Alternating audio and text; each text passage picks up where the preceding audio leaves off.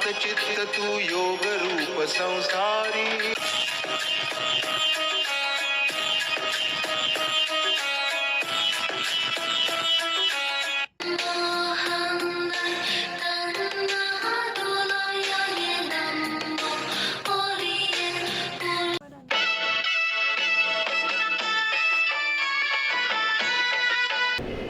ತಥಾಗತ ಭಗವಾನ್ ಬುದ್ಧರ 2570ನೇ ಜನ್ಮ ಜಯಂತಿಯ ಆರ್ಥಿಕ ಶುಭಾಶಯಗಳು.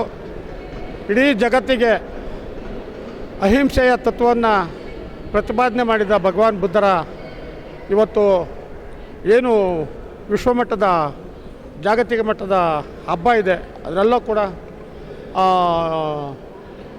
ಎಲ್ರಿಗೂ ಒಳ್ಳೆಯದಾಗಲಿ. ಇವತ್ತು ಏನು ಯುದ್ಧದ ಸನ್ನಿವೇಶ ನಿರ್ಮಾಣ ಆಗ್ತದೆ ಇಡೀ ಜಗತ್ತಲ್ಲಿ, ಅದು ನಿಲ್ಲಲಿ.